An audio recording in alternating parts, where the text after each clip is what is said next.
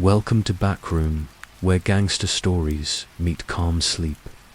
Here, we share the quieter side of history, the dreams and lives behind the legends, told softly to help you drift into peace. Tell us where you're listening from, and one good thing about your day.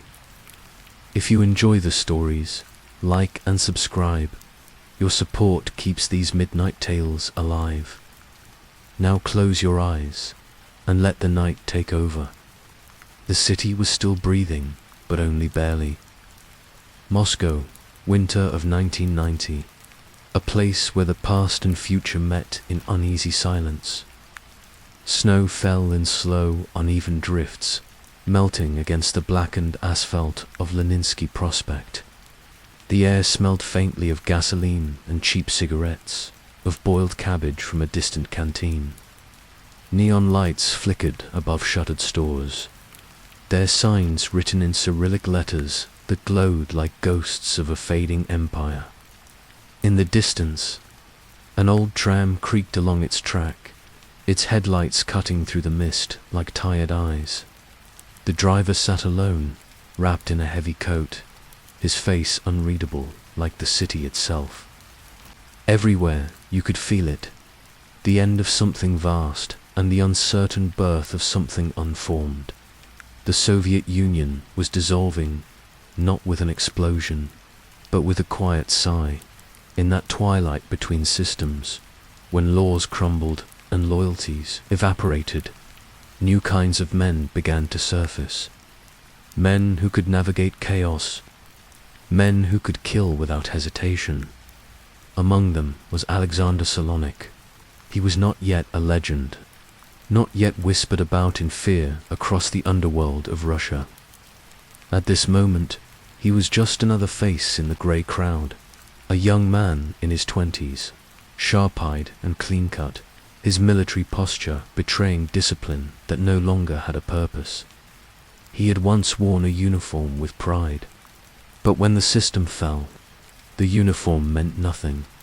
Solonik had served as a conscript in the Soviet army, where he learned precision, not only with weapons, but with people.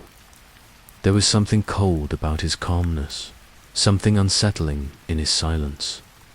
In the barracks, other soldiers joked that he never missed. They called him Sasha the Marksman. It was a nickname that would later take on a far darker meaning. One night, in a half-empty cafe near Paveletskaya Square, he sat alone. The snow outside had turned to sleet, tapping softly against the window pane. The radio whispered old Soviet ballads no one really listened to anymore.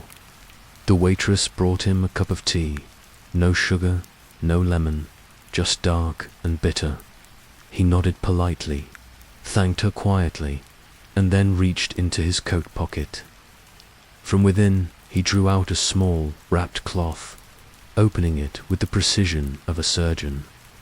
Inside lay the dismantled pieces of a Makarov pistol, the kind issued to police and military alike, piece by piece. He assembled it on the table, metal glinting under the dim yellow light. The waitress didn't notice.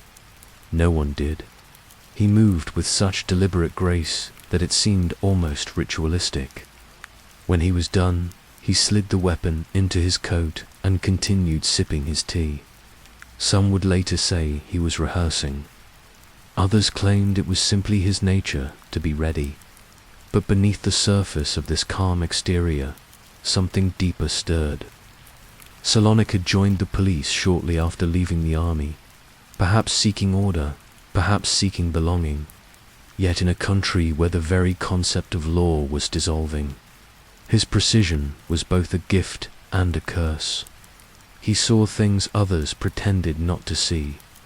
Officers taking bribes, files disappearing, criminals walking free after midnight visits from unseen men in suits. The entire system, once iron and ideology, was now rust and silence. For someone like Solonik, who had built his life around rules and skill, the chaos became suffocating. He didn't rebel loudly. He simply withdrew, drifting into the shadows, where his talents found a new kind of demand. Outside the cafe, rain began to fall harder. It hissed against the street like static, washing the snow into dark streams. A man stood waiting across the street, tall, broad-shouldered, wearing a fur-lined coat. He had the look of someone who carried influence without needing to say a word. When Solonik stepped out, their eyes met briefly. No words passed between them. Just a nod, an agreement. Without speech, that night would mark the beginning of something neither man could control. In the underworld of post-Soviet Russia, the collapse of the state created a vacuum. The old guard, generals, bureaucrats, ideologues, lost their power overnight. In their place rose the brigadiers, men who built empires from fear, currency, and blood. Every neighborhood had its own code, its own ruler, its own wall, and in the midst of this spreading darkness, killers became currency. Solonik, with his calm precision and soldier's detachment, became the most valuable of them all. But not yet. Not tonight. Tonight, he was still a man standing at the threshold, between order and chaos, law and lawlessness, between who he had been and who he was about to become. He walked down a narrow alley, the rain soaking his collar. Somewhere behind him, the sound of laughter echoed, muffled, uneasy. It came from a group of young men smoking beneath a broken streetlight, their voices thick with alcohol and bitterness. They were part of a generation that had inherited ruins, sons of a fallen empire, left to invent new rules. Solonik didn't look back. He moved like a shadow, dissolving into the mist. Later, some would say they saw him near the outskirts of the city, at a small shooting range where old soldiers still gathered.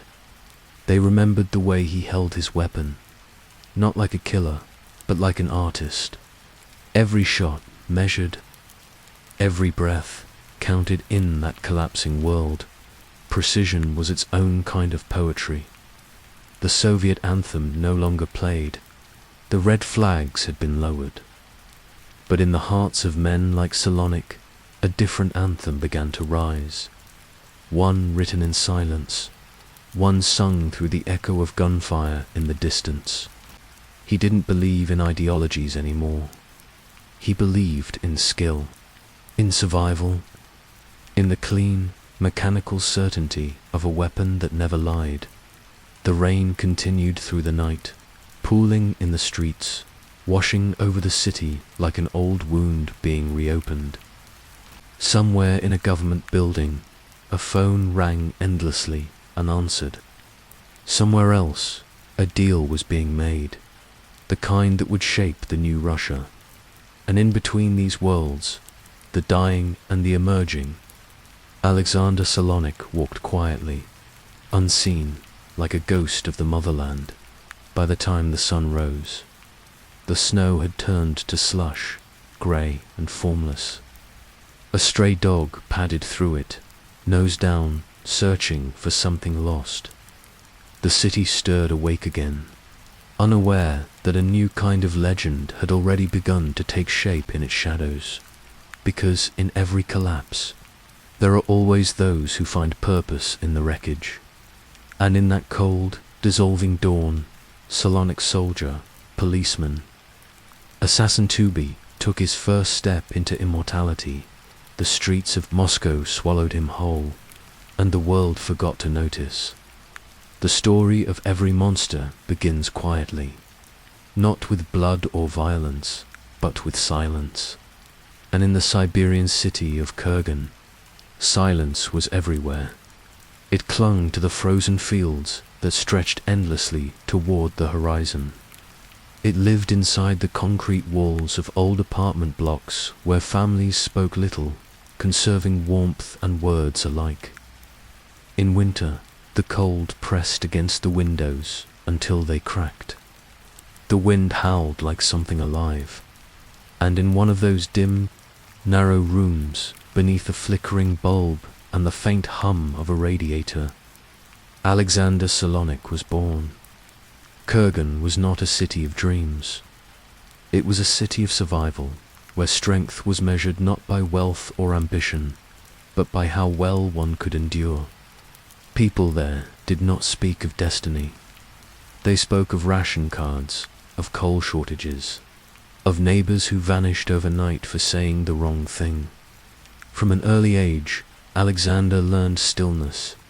His mother described him as quiet, unnervingly observant, a boy who listened more than he spoke, who could spend hours alone disassembling a toy, polishing each small piece, and then putting it back together perfectly.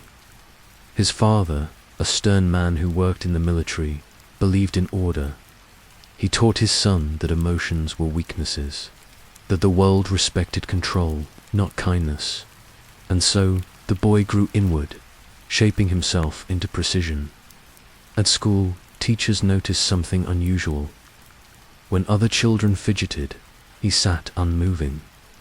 When fights broke out, he didn't join or flee. He simply watched, eyes steady, as though studying a pattern invisible to others. One teacher wrote in his file, "Exceptional focus, alarming calm." Those two words would follow him for life. As he grew older, he became fascinated with the idea of accuracy, not just in shooting, but in everything. His handwriting was perfect, his posture exact. Even his breathing seemed timed, as though his body were an instrument tuned to some silent rhythm in adolescence. When most boys discovered rebellion, Solonik discovered control. He joined athletic clubs, excelled in hand-to-hand combat, and trained at shooting ranges meant for older recruits. The men there watched him with a mix of admiration and unease. His aim was flawless, but it was the way he handled the weapon with calm reverence, like an extension of himself, that unsettled them. There was something detached in his gaze after each perfect shot. No pride, no thrill, only confirmation, as if precision itself was the only thing that mattered.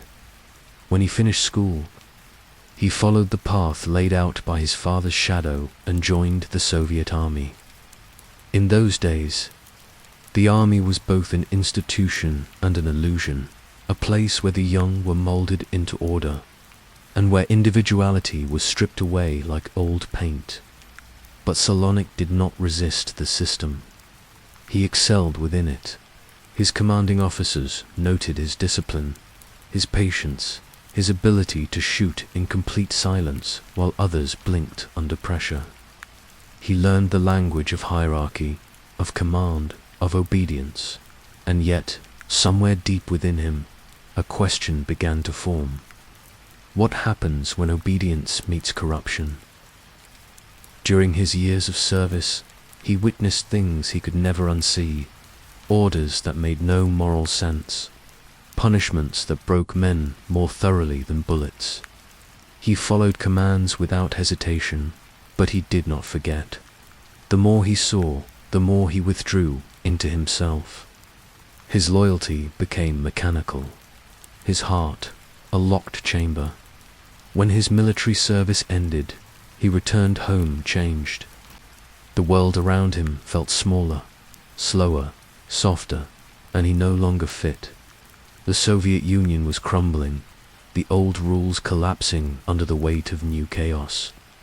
Police forces were desperate for disciplined men, and so Solonik, with his spotless record and marksmanship, was quickly recruited.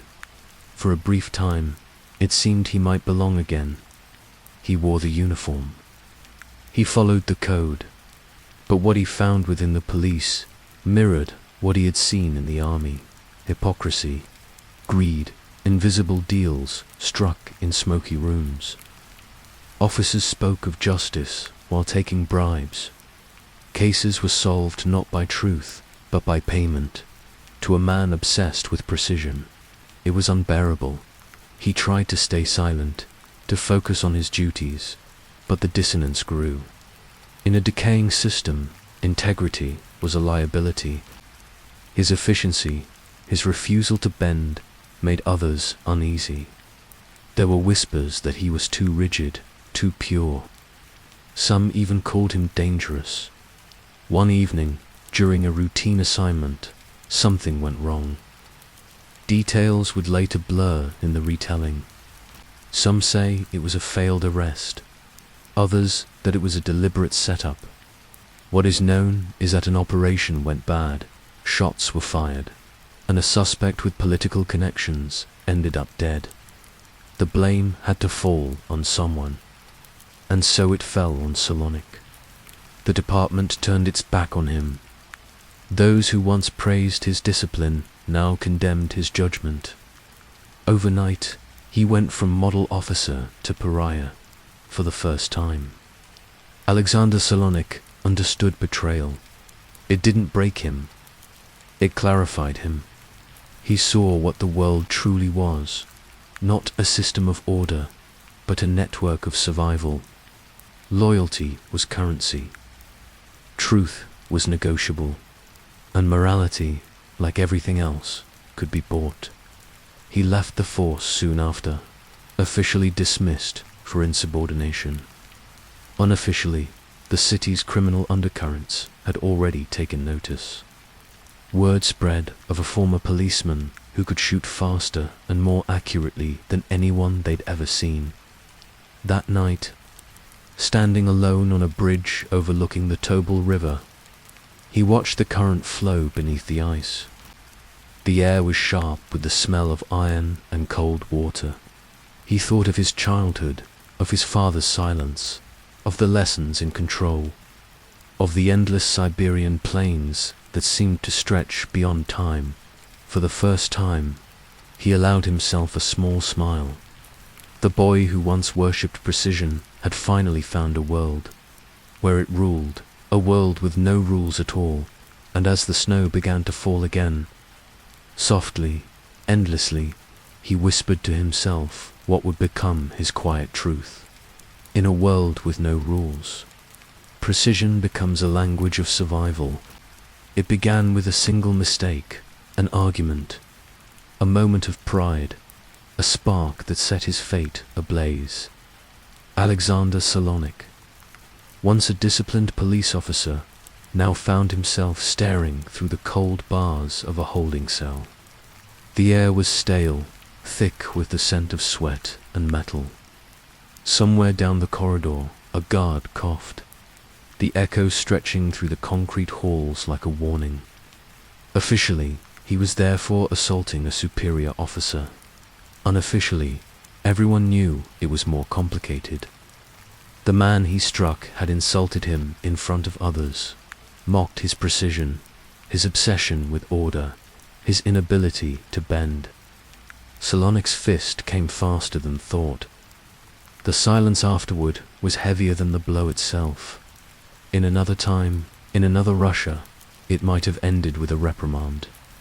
But the Soviet Union was dying, and its institutions were dying with it. The cracks in the system had become chasms. Corruption reigned where order once ruled, and men like Solonik, men who didn't belong anywhere, were swallowed by the void. Days turned into weeks. He studied the guards, their habits, their weaknesses. He listened to footsteps, the rattle of keys, the shift of weight when someone grew tired near his door. To him, patience wasn't waiting. It was calculation, and then, one night, in the midst of a power outage that plunged the entire block into darkness, he vanished. No one saw how. No one could explain it.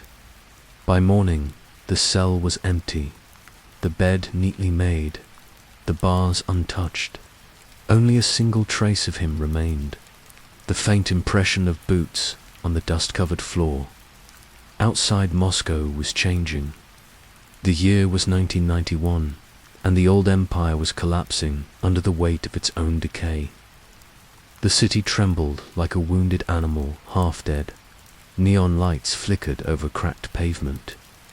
Soldiers without armies wandered the streets, their uniforms faded and their purpose gone. In this new chaos, Solonik disappeared as if he had never existed.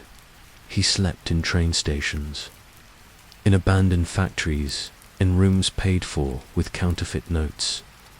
Each night he moved farther into the underworld, a labyrinth of smugglers, and black marketeers who spoke in whispers and carried guns like rosaries.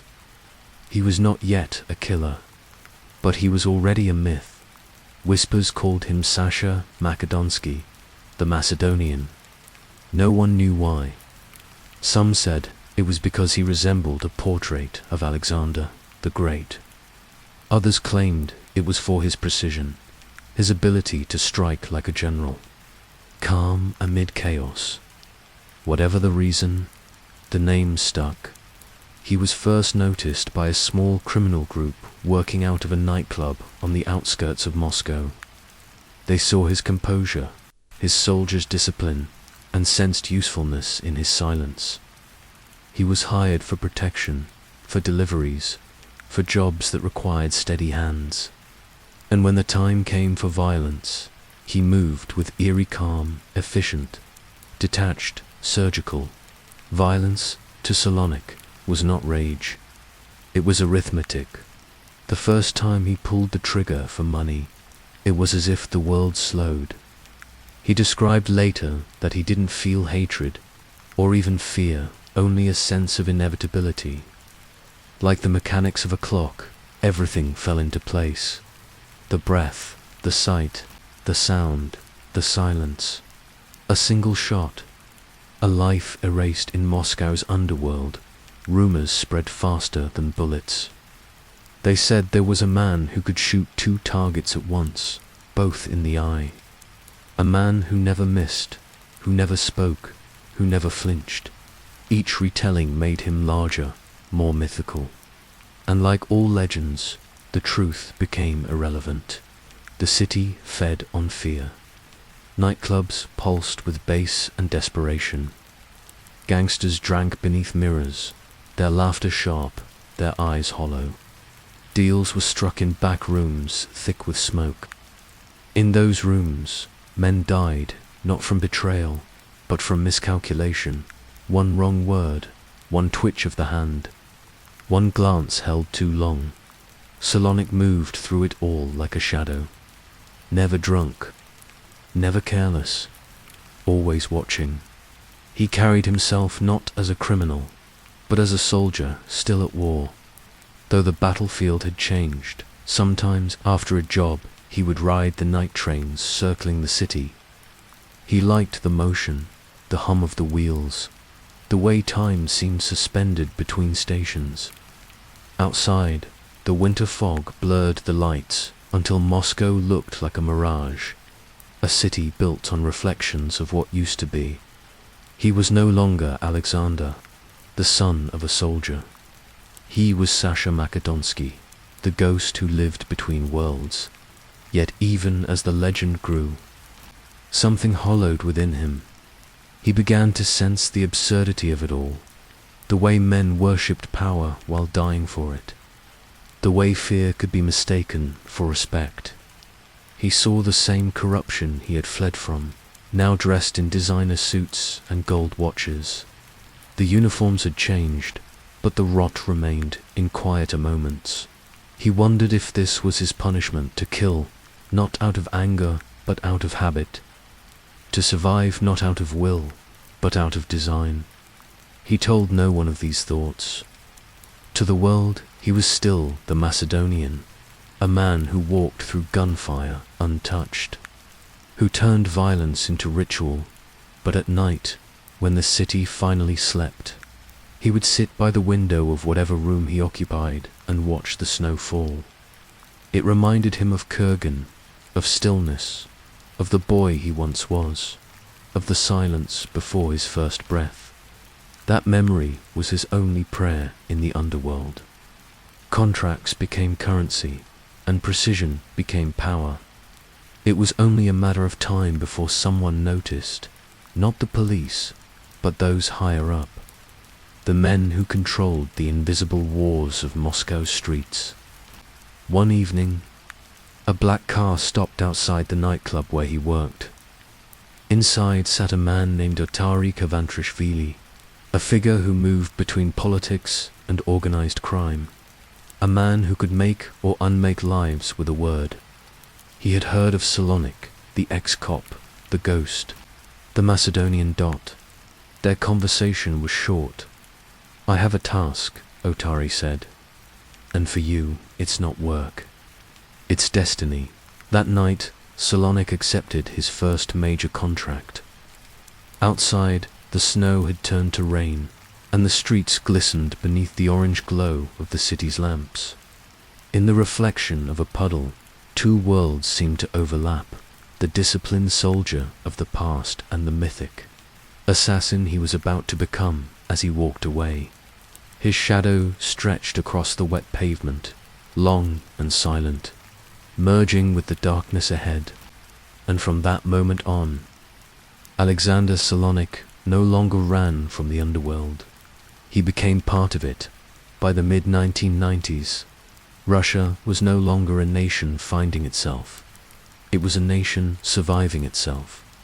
The old order had collapsed into a vacuum, and from that vacuum, something colder and quieter began to rise.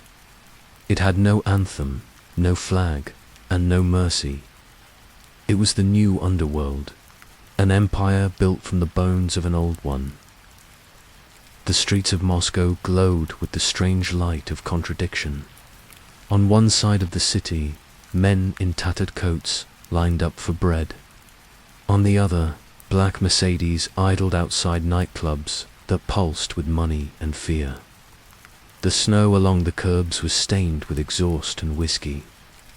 Every night seemed to hum with the electricity of lawlessness, a world where every face was watching, and every silence could be bought. In this new order, Alexander Solonik moved like a whisper. He was not the loudest or the most feared. He was something subtler, the rumor that became fact, the shadow that became myth. They called him Sasha Makedonsky, the Macedonian, a name that carried both distance and divinity. He worked for men who believed themselves kings, the Urelmash, the Orikovskaya, the Korganskaya. Each syndicate ruled its own corner of the empire, and each used Solonik as their silent envoy. When alliances frayed, he stitched them back together, not with words, but with bullets. Meetings were held in the hush of snowy doches, where chandeliers flickered above men in leather coats.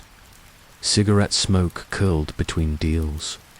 Someone would mention a name, always softly, and Solonik would nod once, as though agreeing with fate. The job was never personal. It was never even emotional. It was simply necessary. The irony was cruel. Solonik, once a policeman sworn to protect the fragile order of the state, was now the invisible hand that tore it further apart. But even among killers, he remained something different. He never smiled at death, never lingered on his victims. To him, it was precision, pure, detached. Violence had become language, and he spoke it fluently.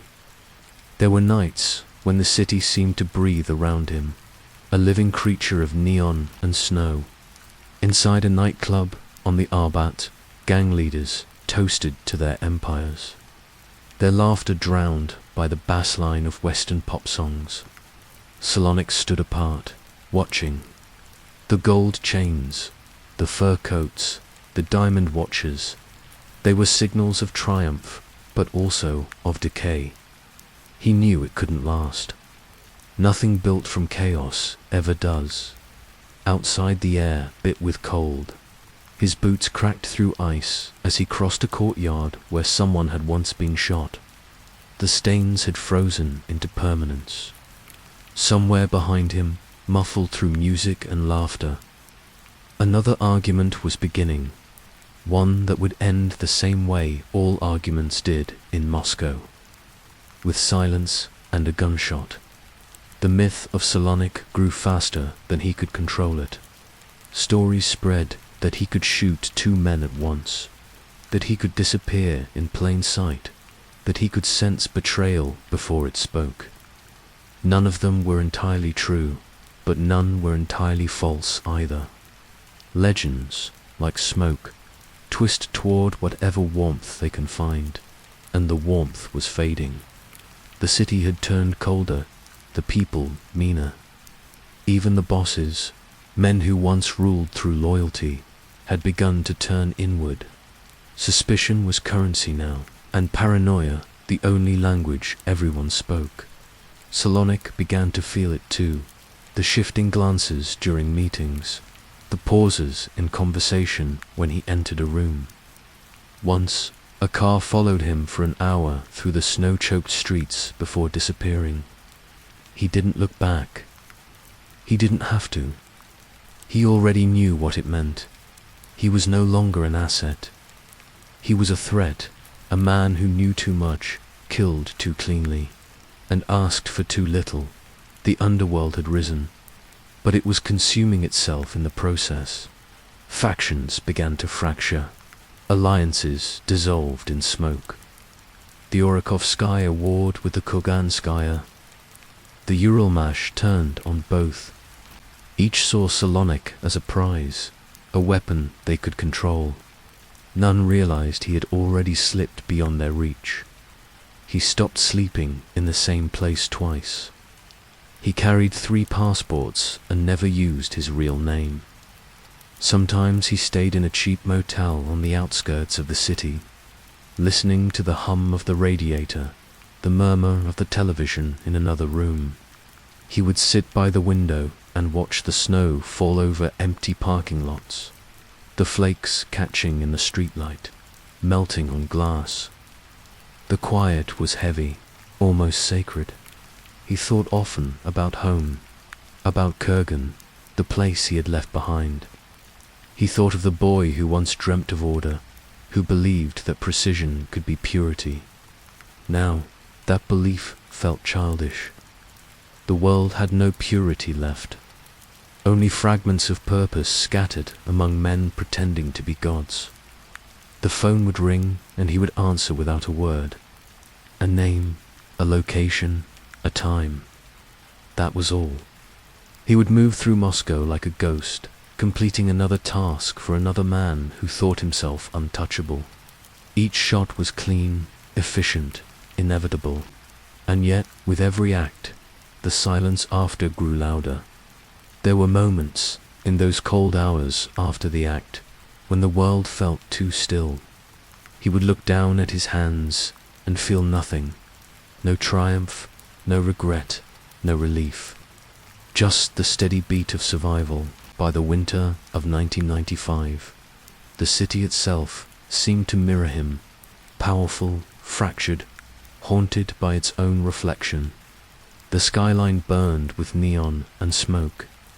The river froze, but never stopped moving.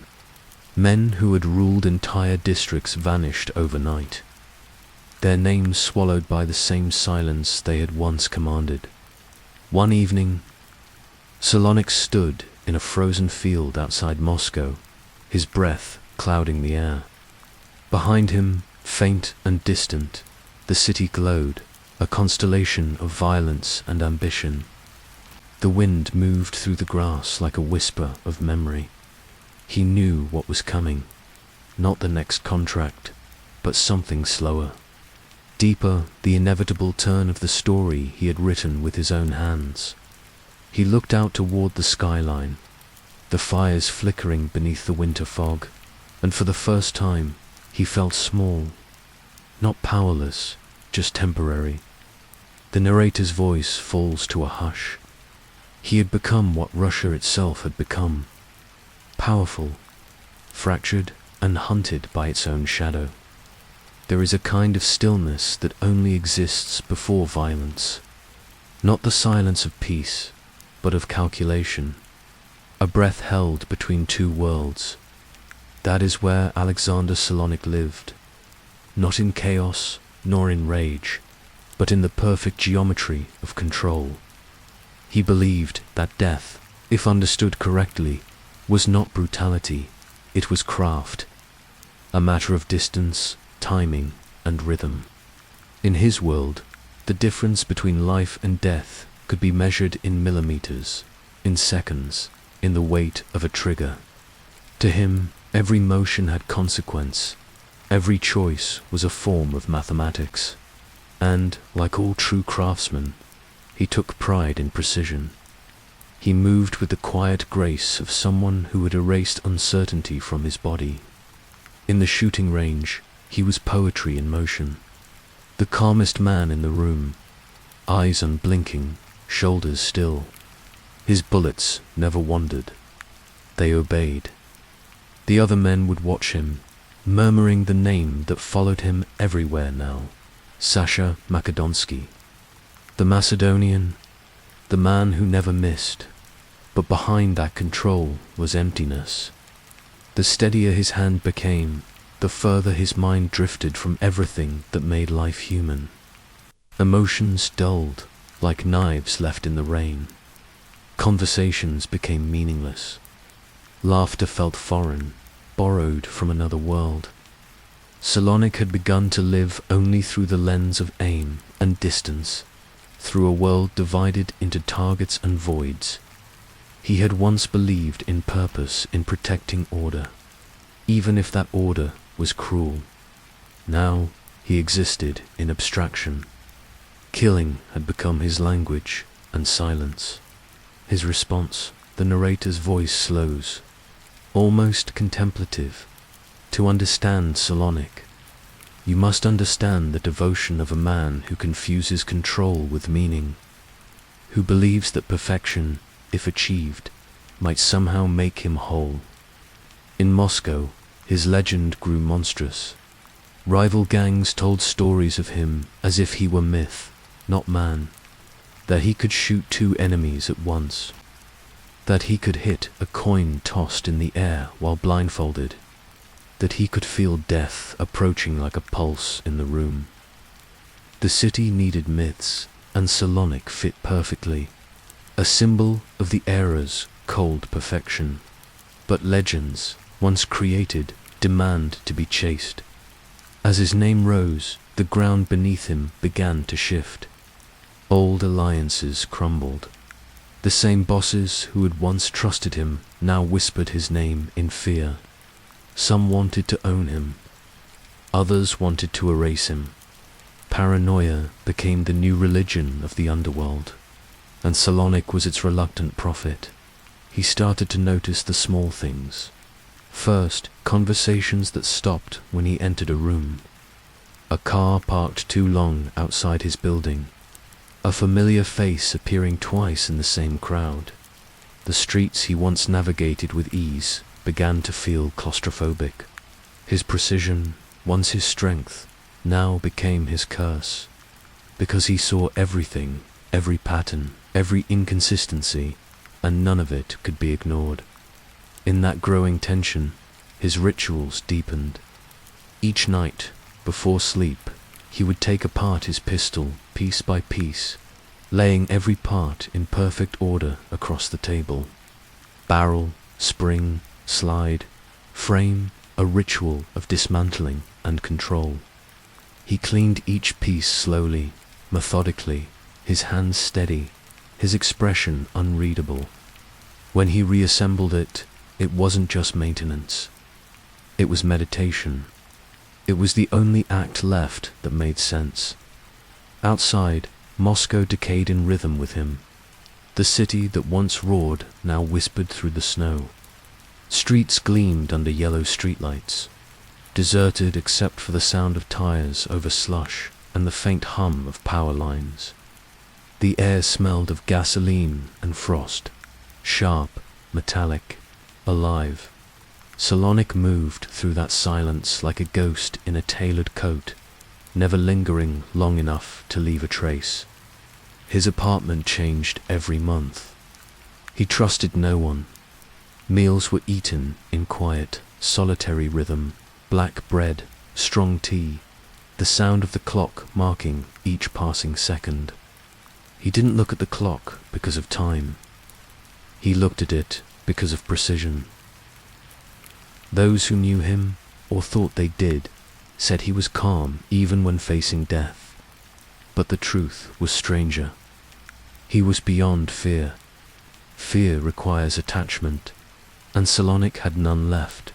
Not to people, not to life, not even to the version of himself that once dreamed of order. Once, a woman who had cared for him briefly, quietly asked if he ever felt guilt. He looked at her for a long time before replying, "I feel balance." It was the closest he could come to confession. The underworld around him had become an echo chamber of death. Assassinations turned into statements. Funerals became business meetings. The line between revenge and survival dissolved completely. Every man became both predator and prey. And Solonik, the perfect marksman, was caught inside his own art. Unable to escape the thing that defined him, the chapter drifts between movement and stillness, between the heartbeat before the shot and the silence after, between the violence of the act and the emptiness that follows. He began to wonder, quietly, if precision was not a gift, but a kind of curse, a narrowing of the soul until nothing else fit. Each perfect shot took something from him, something invisible but permanent.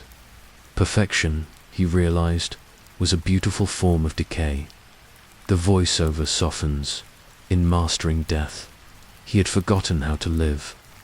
The man who saw the world through crosshairs could no longer see it at all. As the year drew to a close, Moscow sank deeper into snow.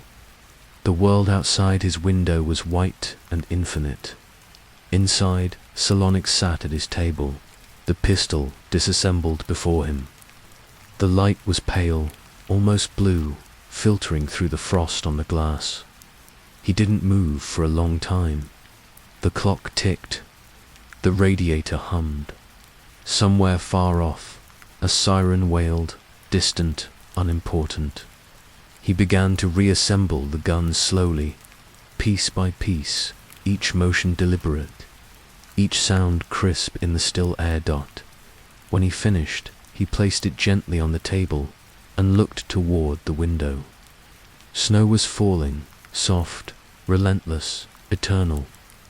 It blurred the world outside into something clean, something wordless. The camera of narration lingers on that quiet image. A man, a gun, and the snow. A life measured in precision, unraveling one silent night at a time. The man who once never missed a target, the voice concludes softly, was beginning to lose sight of himself. It began not with a gunshot, but with silence. A different kind of silence, not the calm of control that Solonik once knew, but the hush that comes when everything you've built starts to rot beneath your feet. By 1996, the name Sasha Makedonsky had become too large to exist in shadows. Every whispered story about him carried its own danger. In Moscow's underworld, fame was not a crown, it was a target. And Solonik, the man who had once been untouchable, was now surrounded by eyes that no longer admired, only measured the syndicates he had served, the Kurganskaya. The Orakovskaya, the Uralmash, no longer spoke his name with pride. They said it with caution. He had become a weapon no one could holster, a myth that frightened its own creators. Contracts began to vanish. Payments arrived late. Meetings were postponed indefinitely. Then came the first message. A friend found dead in his car. The radio still playing softly through the snow. Solonik didn't need to ask why. He already knew. In Russia's new criminal order, there was no place for legends who acted without permission. The narration slows. Heavy with dread, the sound of boots in a stairwell, the faint hum of a refrigerator in a darkened kitchen. the hollow echo of loneliness. He moved quietly through apartments that no longer felt safe. Every lock, every creak in the floor, became a signal to interpret. Trust had evaporated. Even shadows seemed to linger too long. Once he had ruled the night through fear. Now he lived beneath it. He began to notice absences. A woman who used to bring him information stopped answering his calls. A friend from Kurgan, one of the few who still called him by his real name, died in a car accident. Another vanished after a routine meeting at a cafe. Rumors grew like frost over glass, impossible to see through, impossible to ignore. Some said Solonik had betrayed his employers. Others said he was planning to take over their operations. There were even whispers that the police were protecting him, using him to clean the underworld one corpse at a time. Truth no longer mattered. In a world built on paranoia, perception was enough to condemn. The voiceover turns reflective. Power, in those days, was not measured in strength, but in the number of people who feared you. And fear, like any currency, inflates until it destroys its owner. The days grew colder, the streets emptier. Solonik's world began to collapse inward. He could no longer walk freely through the markets or meet old contacts in the dim corners of nightclubs. Every face was a potential betrayal. Every phone call a noose tightening around his anonymity. And yet he remained calm. He always did. He moved through the chaos like a man already dead, deliberate, expressionless, untouched by the panic that surrounded him. Those who saw him in those last Moscow days described his eyes as far away, as if he was watching something the rest of them couldn't see. Perhaps he was. Perhaps he had already accepted that every legend has a final breath. The narrator speaks. Softly, in a world that worshipped betrayal, trust was an extinct luxury. Solonik didn't mourn it. He simply adjusted, like a soldier in a new war. He began to dismantle his network, piece by piece. Fake passports were prepared. Hidden funds gathered. Routes mapped across borders. It was not escape in the dramatic sense. It was a retreat into vapor. He left no trail, only faint impressions, a fingerprint on a glass, a name overheard in a train station. But the betrayals didn't stop. The police began to circle again, their information uncannily accurate. Someone was feeding them his location, someone close. In one chilling sequence, the narrator describes him standing at a window, watching the night outside, snow falling through the orange glow of the city lights, muffling everything except the sound of his own breathing. He doesn't move for hours, he just watches. The city he once ruled now watches him back. Then, one night, he disappears. No one sees him leave. No witnesses. No farewell. Some say he boarded a cargo ship under a false name, hidden among the crates bound for the Mediterranean. Others say he crossed the border into Belarus, bribing his way through with the last of his fortune. But the truth is simpler and more poetic. He fled Russia. He fled the myth that bore his name. The story follows him only through fragments, a blurred passport photo, a phone call traced to Athens, the sound of waves against stone. In Greece, a country built on stories of gods and ghosts, the Macedonian found strange symmetry. He had returned, in a way, to the land his moniker had borrowed from. There, far from the blizzards of Moscow, he tried to become invisible again. He rented villas under aliases. He moved between cities, Thessaloniki, Athens, Kalamos, always alone, always armed. The sun was different there, softer, but it did not warm him. The sea did not calm him. He carried Russia inside him like frost that never melts. The narration grows softer, elegiac. Betrayal had followed him across continents, not as punishment, but as memory. For men like Solonik, survival was not freedom, it was exile. In Greece, he found himself surrounded once again by the same faces that had once hunted him. New names, same hunger. Russian gangsters who had fled the same wars, building new empires under the Mediterranean sun. They greeted him like a brother, but behind every smile lingered the old question: how long before this loyalty turns to fear? He no longer asked for trust. He didn't even expect it. He lived quietly, methodically, a ghost among living men. The chapter closes in the hush of reflection. The voice slows, nearly whispering. In the end, it wasn't bullets or betrayal that destroyed him. It was the endless motion, the running from myth, from memory, from himself. For when a ghost runs from his own legend, where can he hide? Athens greeted him with light, too much light. It poured down the marble streets, reflected off the sea, and filled every room like an uninvited guest. For a man who had lived his life in shadow, it was almost cruel. Alexander Solonik, the assassin known as the Macedonian, arrived under a false name, carrying a new passport and an old loneliness. He told himself it was freedom. No more Moscow winters, no more blood on concrete. Here, the air smelled of salt and thyme, and the only sounds were distant scooters, church bells, and the hum of the Aegean breeze. But beneath that beauty, a darker rhythm pulsed, a man's heartbeat that refused to slow. He rented a villa on the outskirts of Athens, overlooking the sea. White walls, blue shutters, lemon trees in the courtyard. To anyone else, it was paradise. To Solonik, it was a hiding place disguised as peace.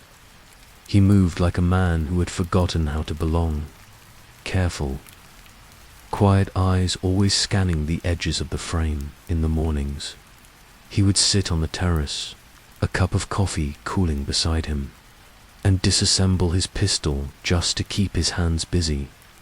He claimed he did it out of habit, but truthfully, it was ritual, a form of meditation for a man who could no longer pray. His neighbors thought he was an artist, a recluse, a foreigner who liked silence. They smiled when they saw him at the market, and he nodded politely, never lingering. In that small pocket of anonymity, he almost convinced himself that he could disappear, not just from the world, but from the story that had made him. At night, he dreamt of Russia, not the Russia of maps and borders, but of snow and sirens, of gunpowder and betrayal. He saw faces, men he'd killed, friends he'd lost, flickering like ghosts in the dark. Each morning he awoke before dawn, drenched in sweat, unsure if it was the dream that frightened him, or the silence that followed. He took up running along the cliffs. The wind stung his face, carrying the cries of gulls and the echo of things unspoken. The locals sometimes saw him sprinting alone at sunrise, bare-chested, pale scars catching the first light. They didn't know that every step was a confession. That movement was the only way he could feel alive without violence. Women came and went. A translator, a dancer, a widow from the islands who said his eyes looked tired, not dangerous. He smiled for them, but never stayed long. Affection, for Solonik, was just another form of exposure. Each touch risked discovery. Each word risked truth. Still, there were moments brief and fragile when he almost forgot. A night of laughter on a balcony. A glass of wine left half finished, the city glowing below like a promise. But even in those soft hours, the shadow lingered. He would pause mid-conversation, tilt his head slightly, as if listening for something far away. An engine that didn't belong. A phone that rang one time too many. The Russians had not forgotten him. And he knew it.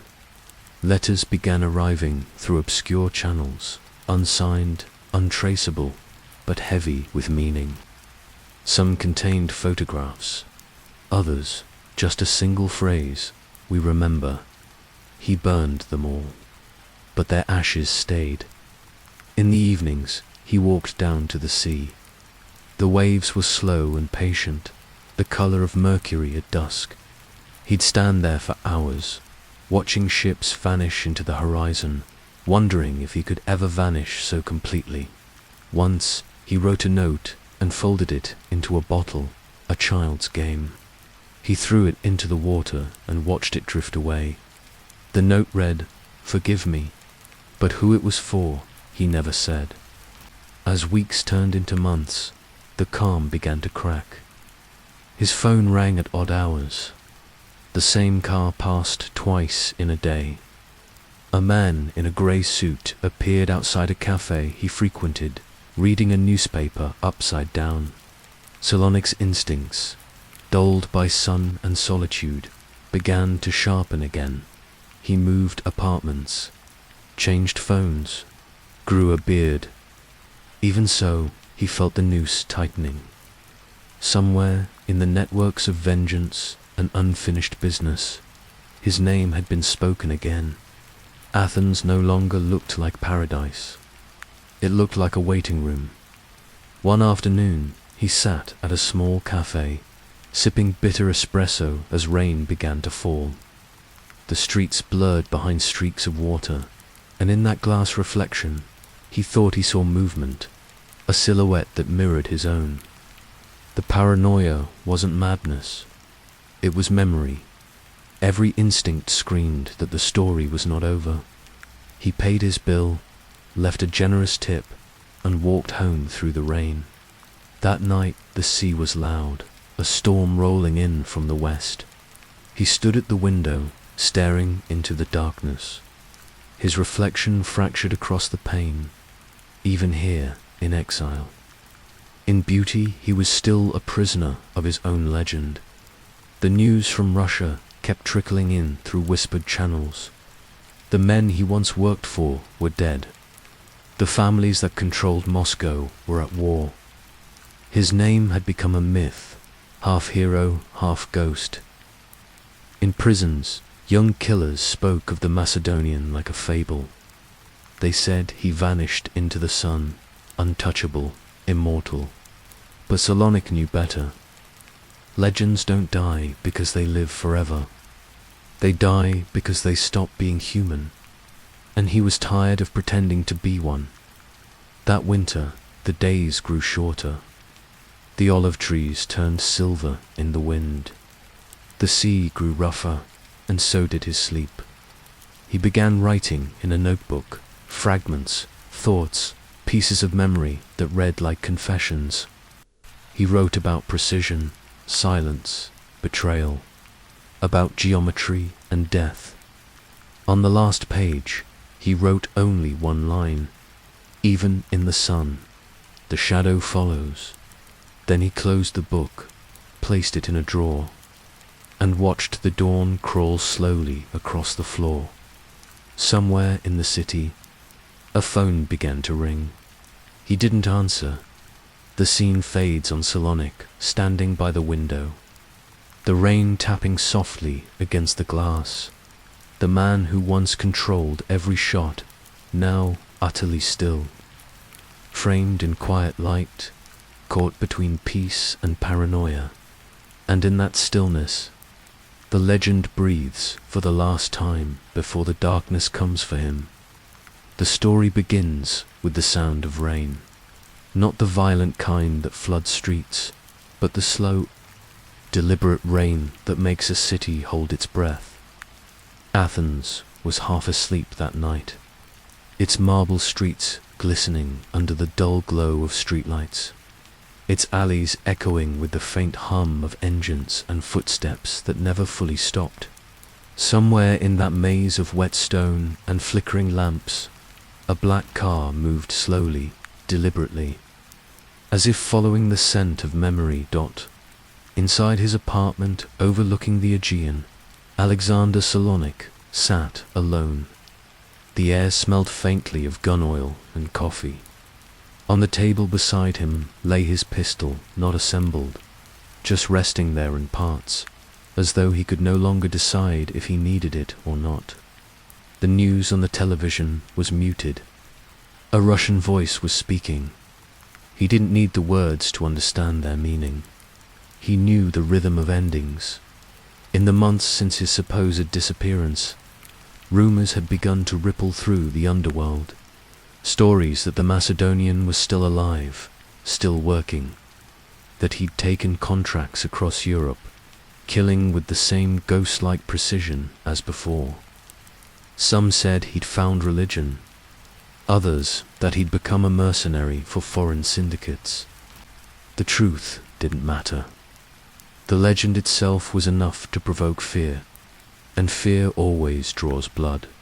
Somewhere back in Moscow, behind curtains of cigarette smoke and paranoia, a quiet decision was made.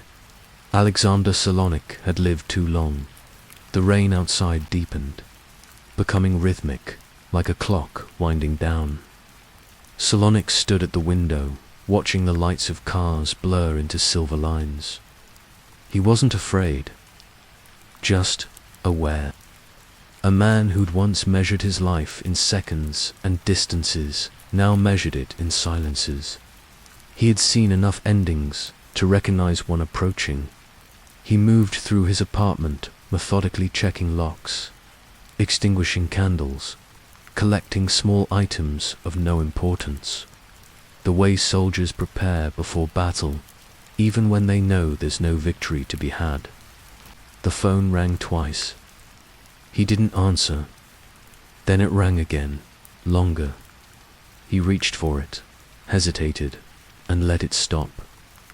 Outside, somewhere beyond the narrow lanes of his neighborhood, a car door closed. Then another, footsteps. The faint, almost respectful rhythm of men who walk toward something inevitable. The narration slows. The rain muffles everything. The sound of tires, of breath, of time itself. Solonik moved to his desk and sat down.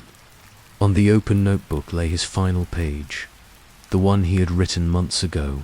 Even in the sun, the shadow follows. He traced the words with his finger, then tore the page out, folding it neatly into his jacket pocket. He had always believed death was a craft, something that could be perfected through repetition, timing, geometry. But sitting there now, in that quiet Athenian flat, he understood it differently. Death wasn't geometry. It was gravity. Everything, no matter how high it rose, eventually returned to the ground. He smiled faintly at the thought. The camera of narration drifts outward, the rain blurring the city's edges. Headlights gliding past, the hum of a distant siren. We see the car again, parked just down the hill. 3 men inside. One lights a cigarette. One checks his watch. One says nothing. They wait for the signal. Inside, Solonik lights his final cigarette. The match flares briefly, illuminating the lines of his face. Older, calmer, almost serene. He exhales, and the smoke curls upward, soft as memory. He doesn't reach for the gun. He just sits there, listening. Every sound is amplified. The creak of the floorboards, the whisper of rain against the shutters, the ticking of a clock that seems to grow louder with each breath.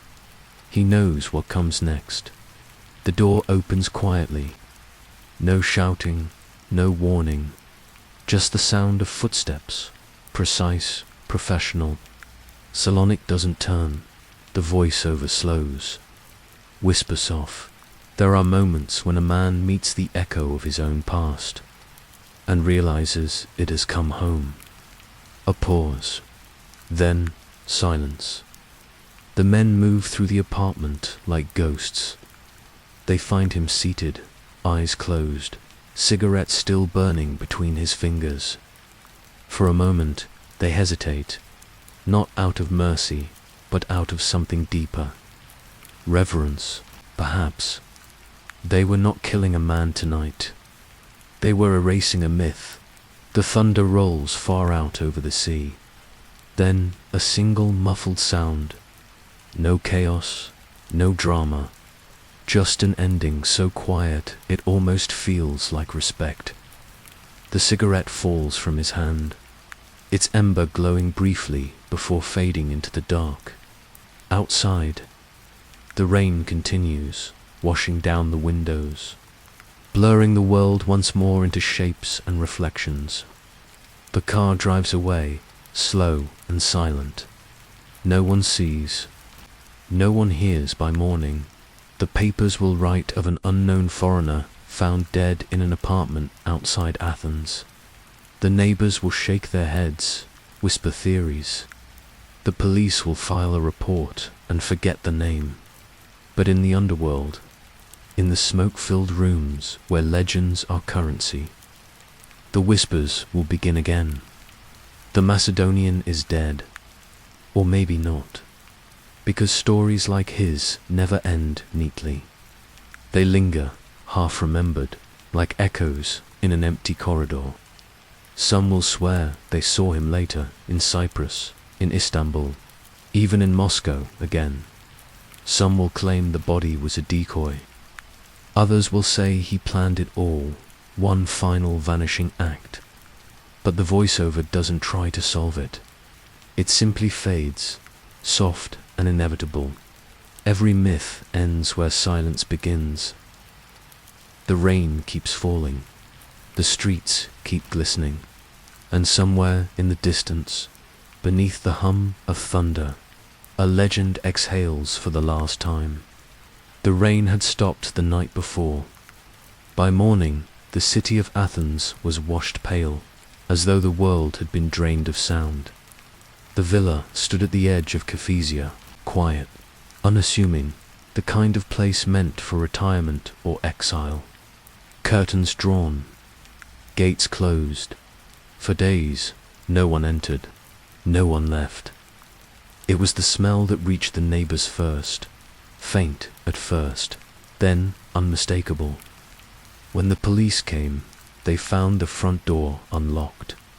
The air inside was heavy, still, touched by decay and something colder. On the table, a cup of tea, untouched, the surface thinly filmed over. A book half open, a cigarette burned to ash, and in the next room, Alexander Solonik, motionless on the floor, a cord wound tight around his throat. No sign of struggle. No fingerprints. No trace of who came or when. The narration slows, barely a whisper, as if afraid to disturb the silence left behind. He had once walked through Moscow's chaos like a phantom, commanding fear without words. Yet here, at the end, he died in near-perfect quiet. No gunfire, no chase, no audience. Only the faint hum of traffic from beyond the window, and the soft echo of a legend closing its eyes. For years, Solonik had lived as both hunter and hunted, a man of symmetry who believed in precision above all else. And in a strange, poetic way, his death carried that same symmetry. No blood spilled, no violence displayed, just stillness. Perfect, final stillness. The investigators worked methodically, yet without urgency. They didn't know who he was, not really. The passport found on the table bore a false name. The neighbors said he was polite, quiet, often seen walking at dusk, always alone. A foreigner who smiled rarely but tipped generously. No one in Athens spoke of him afterward. The story drifted back to Moscow, half in whispers, half in disbelief. Some said it was revenge from the Orikhovskaya. Others said the police had found him first. But most, those who truly understood the nature of his life, said nothing at all, because what could be said about a man who had lived in the margins of myth? The camera of narration lingers on small details, the open window letting in faint light, the smell of rain-soaked marble, the low hum of distant sirens that never reach the house. These fragments form the requiem, not of a criminal, but of an idea. The Macedonian was dead, but what did that mean? The voiceover reflects. In the end, it was not betrayal that killed him, nor vengeance, nor justice. It was inevitability, the quiet hand that waits for every man who believes he can outlast his own reflection. There is something achingly human in that thought, that even the most precise marksman cannot aim his way out of fate. They buried him under another name, an alias on a modest headstone, just one more foreigner in Greek soil. There were no mourners, no photographs, only the priest, the undertaker, and a grave that would soon be forgotten beneath the shifting seasons. But in the still air above that grave, something remained. Not spirit, not soul, just the echo of the myth somewhere. In the corners of Moscow bars, old men would still speak his name in hushed tones, not with reverence, nor with fear, but with disbelief that such precision, such quiet calculation had ever existed in flesh and blood. He was gone, yes, but myths do not end with death. They fade into silence, into rumor, into the kind of story that refuses to die even when the man himself has turned to dust. The narration deepens, turning introspective. What is a legend, if not a reflection of what we wish to escape? Power, freedom, fear, all dressed in the shape of one man, but every reflection cracks. Every myth, in time, returns to silence. In that silence, we are left not with the sound of death, but with the weight of it, the space it leaves behind, the empty villa, the unclaimed grave, the lingering scent of tea and tobacco, the stillness of rain drying on stone. That was his true ending. Not violence, not spectacle, but the quiet truth that no one can outrun what they've become. The voice softens now, barely more than breath. He was not killed by enemies. He was not destroyed by greed. He was undone by the same thing that made him the illusion of control. The story pauses, allowing the silence to expand. Rain begins again, faint and distant, tapping against the edge of the window. The world moves on. The city forgets. But for a moment, in that sliver of stillness between sound and memory, his presence lingers. The man who could shoot through the eye of a coin, who once held empires in his steady hands, now lies beneath the earth, unseen and unnamed. And in the still hum of the Athenian night, the narrator concludes, every man who walks in shadow must one day meet his own. For Solonik, the shadow came not with thunder, but with silence, the kind of silence that does not end, but simply becomes. The rain falls harder now, washing the streets clean again, as if the city itself wishes to forget the ghost that once hid among its walls. Moscow, decades later, the skyline burns with light towers of glass and steel, rising where once stood ruins and fear. The streets hum with traffic, neon signs glow in the mist, and the rhythm of the city has changed. Yet, beneath the noise, something still breathes from the past. It lingers in the corners of old bars, where the wallpaper peels, and the vodka tastes like memory. It whispers in the low voices of men who once ruled the underworld, but now sit quietly, forgotten. When they speak his name, they do so softly, as though afraid the air might still remember him. Alexander Solonik, the Macedonian, a name that should have died with the old century, but never did. The narration drifts slowly, reflective, as if tracing a ghost through time. To some, he was a myth, a figure of impossible precision, a rumor dressed in truth. To others, he was the final embodiment of the Soviet collapse, a man caught between discipline and destruction, between the order he was trained to serve and the chaos that followed when that order disappeared. They say he could shoot 2 targets at once, that he escaped prisons like a shadow slipping through walls, that no man could face him in open combat and live. But beneath every legend there is a man, and every man carries his own ruin. The story breathes here, slowing its pulse. The world that created Solonik no longer exists, a world of uniforms traded for leather jackets, of power measured not in ideology but in bullets and bank. It was a time when loyalty was currency, when silence was survival, and when men like him became both heroes and monsters in the same breath. Now, the new Moscow has forgotten their names. But legends do not need remembering. They persist, not in truth, but in feeling. A journalist once tried to write Solonik's biography. He searched archives, interviewed former officers, gangsters, and guards. None agreed on the same story. Some swore Solonik was killed twice, once in Moscow, once in Athens. Others claimed they'd seen him years later, walking through Istanbul, his hair grey, his eyes calm as ever. The journalist never finished the book. He said he could not tell where the man ended and the myth began.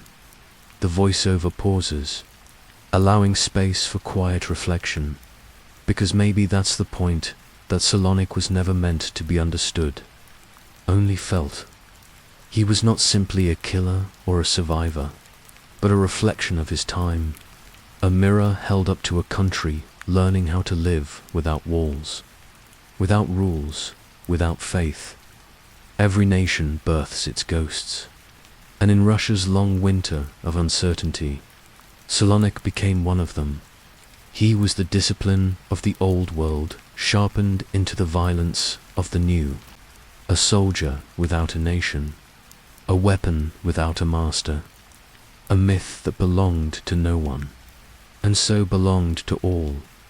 The narration turns softer now, the tone elegiac, almost mournful. Moscow's streets shine wet with evening rain. Reflections ripple across puddles, catching the blurred glow of headlights. The air smells of smoke and rain, of iron and time. Somewhere, a church bell rings, slow, distant, patient, and in that sound lives everything Solonik ever was. The precision of ritual, the inevitability of decay, the beauty of symmetry turned to ruin. The camera of imagination moves through the city, past the Kremlin walls, the empty lots where old gangs once met, the quiet apartments where survivors still wake from dreams of the 1990s. The faces have changed, but the shadows have not. Every empire leaves behind its ghosts, and every ghost leaves behind a lesson. The voiceover deepens. What makes a man a monster? Is it what he does, or what the world allows him to become? Perhaps Solonik was neither. Perhaps he was something in between, a man built for precision, living in an age of chaos, a craftsman of death who, in another time, might have been an artist, a mathematician, a surgeon. But history has no sympathy for it bends every gift toward its own need. The rain thickens, soft against glass. The rhythm of the city slows. In a small room overlooking Red Square, an old gangster lights a cigarette and exhales into the dark. He murmurs, almost to himself, Sasha Makedonsky. He was the last real one. Then he laughs, quiet and tired, as though unsure whether to admire or fear what he remembers. Time erases, but it never forgives. The myth of the Macedonian has become part of Moscow's bloodstream, an invisible current beneath its new wealth. Its bright facades, its relentless motion forward, and so the narrator concludes, not with finality, but with acceptance. He lived like a ghost long before he died. He killed not for pleasure, but for order in a world without it. And in his silence, he revealed the one truth that outlives every empire, that power without purpose consumes itself. The music fades beneath the words, almost imperceptible, as though the city itself were breathing. Outside, the rain continues to fall, soft and endless. It blurs the lights, the streets, the names. The voice lowers, calm, measured. Eternal, in every shadow lies a story the light refuses to tell. Alexander Solonik was one of them. And though his hands are gone, his silence remains, echoing through every alley where ghosts still walk. Then nothing. Only the rain. Only the city. Only the shadow that refuses to fade.